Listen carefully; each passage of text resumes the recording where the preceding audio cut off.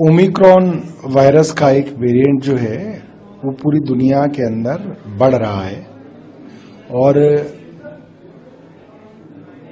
भारत के अंदर खास करके सदर्न स्टेट्स जो हैं केरला, कर्नाटका, उधर की तरफ भी इसको आइडेंटिफाई किया गया है। कुछ राज्यों की पॉजिटिविटी रेशो करीब 20% है। जाहिर सी बात है, उसका कारण ये भी हो सकता है कि उन राज्यों के अंदर टेस्ट ज्यादा किए जाते हैं, वहां पे इनको लेके जागरूकता ज्यादा है। मगर केंद्र सरकार की तरफ से सभी राज्यों को कहा गया है कि आप लोग इसकी जागरूकता बढ़ाएं। इस वेरिएंट से बहुत ज्यादा चिंता की बात तो नहीं है कि ये बहुत खतरनाक वेरिएंट है, मगर है कोविड, इसलिए हमको सावधानी भी बरतनी है मगर पैनिक भी नहीं होना है। हमने 2 हफ्ते पहले ही इसके विषय में दिल्ली के अंदर वायरोलॉजिस्ट और पल्मोलॉजिस्ट और कम्युनिटी हेल्थ एक्सपर्ट्स के साथ मीटिंग करके कह दिया था कि हमारे यहाँ जीनोम सीक्वेंसिंग बढ़ाई जाए, ताकि अगर दिल्ली के अंदर ये वाला कोविड का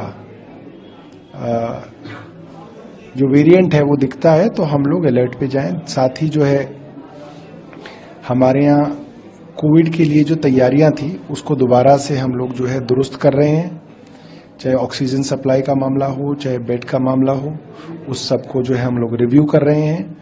मेरे हिसाब से इस वक्त लोगों को पैनिक की जरूरत नहीं है मगर सचेत रहने की जरूरत है। कुछ मृत्यु जो रिपोर्ट भी हुई है कुछ राज्यों से, वो ज्यादातर जो है कोमॉर्बिडिटी वाले पेशेंट्स थे जिनको गंभीर बीमारियां थी, मगर इसके बावजूद भी जो है हमको सचेत रहने की जरूरत है, चौकन्ना रहने की जरूरत है और अपने आप को बचाने की जरूरत है। कोविड ना फैले इसके लिए सरकार भी जो है हर तरीके से जो है अपना काम कर रही है और हम लोगों को भी कहेंगे कि आप भी अगर कोई किसी को कोविड होता है तो आप अपने घर में रहें।